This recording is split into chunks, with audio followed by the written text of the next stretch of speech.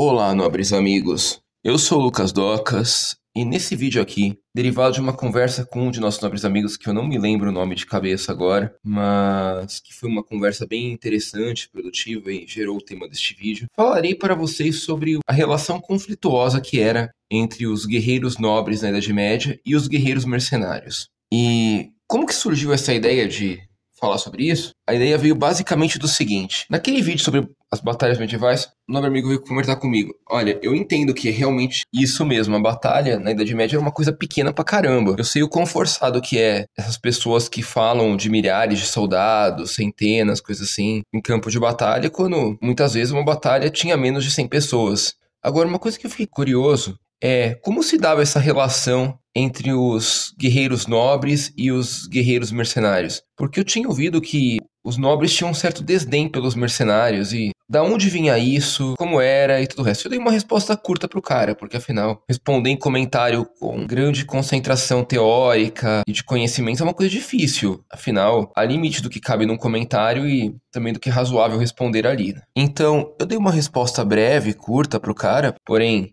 com a devida informação que responderia tudo o que ele pediu, de forma simples. E este vídeo será a resposta densa disso, porque eu acho que mais gente tem a mesma dúvida. Primeiramente, existe realmente algum desprezo entre nobres e mercenários? E da onde vem isso? Vamos entender uma coisa. Na Idade Média, haviam dois tipos de guerreiros. Os guerreiros de origem nobre, já expliquei em vários vídeos, mas vou resumir aqui, que eram os guerreiros nascidos filhos de guerreiros, donos de terra, e que gerariam gerações de guerreiros donos de terra, que era o ciclo natural da vida até então, na Idade Média, quando o guerreiro era o dono da terra, e ele só era dono da terra porque ele era o guerreiro, porque ele lutava, porque ele tinha a espada dele, a arma dele, e ia lá para a batalha garantir que a terra fosse dele. E haviam os guerreiros mercenários, aqueles que lutavam por recursos. Eu não vou falar por dinheiro especificamente, embora eu reconheça que majoritariamente eles gostariam de um pagamento em dinheiro e não em sacos de trigo, porque em alguns casos eles poderiam aceitar coisas que não eram dinheiro como pagamento. Mas eles eram mercenários porque eles não eram o dono da terra, eles não estavam defendendo a terra deles. Eles estavam lutando por outras pessoas a troco de algum valor dos outros. Por isso, mercenários. Porque era aquele guerreiro que vendia sua capacidade de lutar. Porque os outros tipos eram os chamados tipos de exceção. Haviam os guerreiros bárbaros também? Haviam. Que geralmente eram aqueles que não eram nem formalmente nobres, nem mercenários? Havia. Mas isso mais pro começo da Idade Média do que pro final. Pro final da Idade Média, tal coisa já tornou uma raridade. Haviam os guerreiros civis, verdadeiras exceções também, acho que mais exceção até que o guerreiro bárbaro, porque lembra o que eu falei já em vários vídeos antes?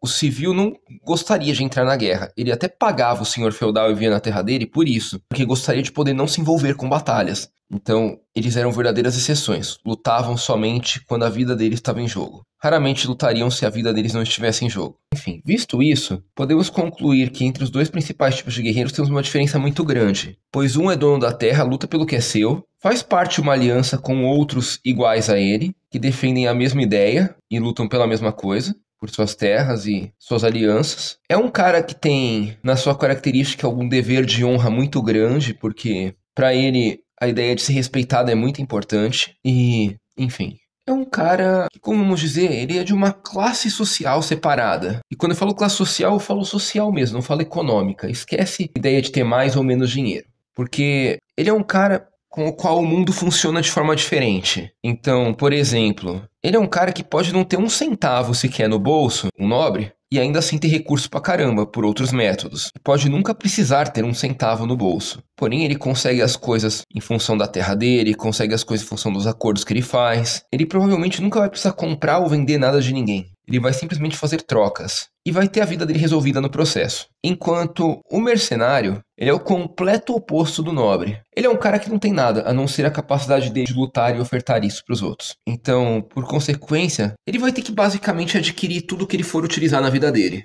Então, ele vai precisar ganhar recursos. Eu não vou falar dinheiro, porque, pelo motivo que eu já expliquei, embora normalmente pudesse ser valores de troca, valores de dinheiro mesmo, metais preciosos, talvez possa encarar de outra maneira também. Mas ele vai precisar ganhar recursos para poder trocar por qualquer coisa que ele tiver. Ou ele vai ter que aceitar a luta dele por comida, por abrigo, por todo o resto.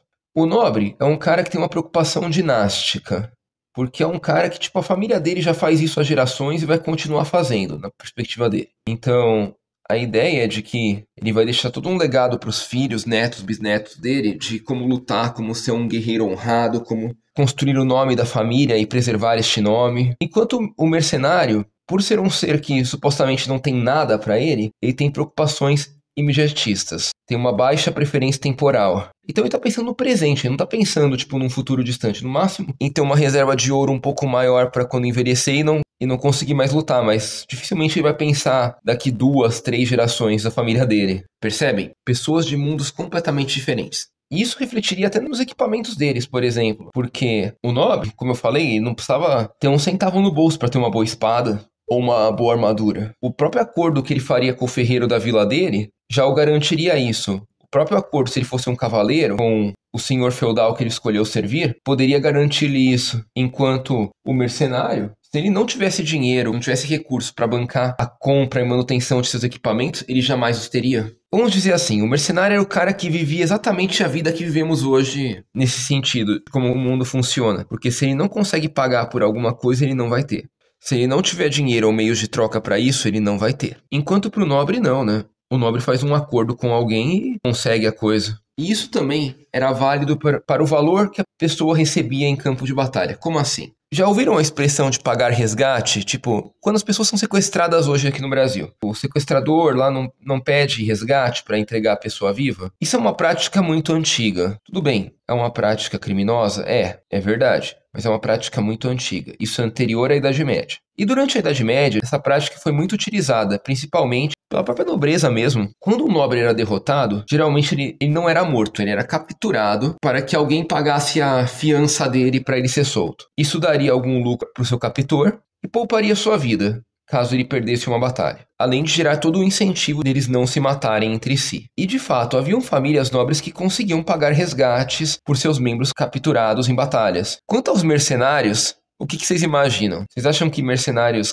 recebiam resgate, geralmente? Quem que ia pagar por eles? Lembra que eu falei? O nobre tinha uma preocupação dinástica, tinha uma família por trás, estruturada, que veio antes dele e que vai para depois dele. Ele é só uma geração dentro dessa família, dessa preocupação dinástica. Enquanto o mercenário é só um indivíduo atomizado, só tem a si próprio e é o que carrega com ele normalmente. Raramente tem uma casa ou alguma coisa assim a mais. Então, qual que seria o valor de um resgate de um mercenário? Quanto receberiam por ele? Logo, dá para se entender que uma pessoa cuja sua vida não tem grande valor em campo de batalha. Ele não é fiel a nenhuma aliança. E ele não tem capacidade de ofertar nada por seu resgate, caso perca. Então, logo, ele tenderia a ser morto com mais frequência em campo de batalha do que um nobre em si. E por que se falou de tudo isso, Docas? Porque agora, com base em tudo que eu falei, conseguiremos fazer uma comparação mais clara. Primeiramente, essa ideia de honra transcendente do nobre, de preservar a família, de preservar a vida de outro nobre, para poder ter a vida preservada também quando ele for derrotado e todo o resto, gera todo um incentivo para uma cordialidade em campo de batalha.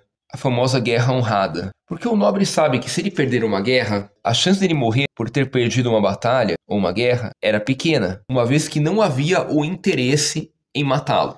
Ou o interesse em deixá-lo vivo era maior do que matá-lo. Enquanto, qual seria o interesse de se preservar a vida do mercenário? A pessoa não ia ganhar nada em troca preservando sua vida. Mas ela saberia que o mercenário poderia, se ele saísse vivo dessa batalha, ser contratado por outro inimigo e voltar a lutar contra ela. Então, sim, a vida era cruel com os mercenários na Idade Média. Hoje a ideia de nobreza em campo de batalha é basicamente nula. Mas a vida era cruel com os mercenários durante a Idade Média. Eles não eram respeitados da mesma maneira que os nobres. Então, visto isso e visto a ideia de imediatismo do mercenário contra a preocupação dinástica dos nobres, aí nós temos uma explicação clara do porquê que a conduta dos mercenários era tão diferente dos nobres em campo de batalha. O nobre ia para o campo de batalha para vencer, mas não necessariamente para matar. O mercenário, lutando contra um nobre e vencendo, ele teria todo o incentivo do mundo de não matar também. Mas se estivesse perdendo, ele teria o incentivo de matar mesmo.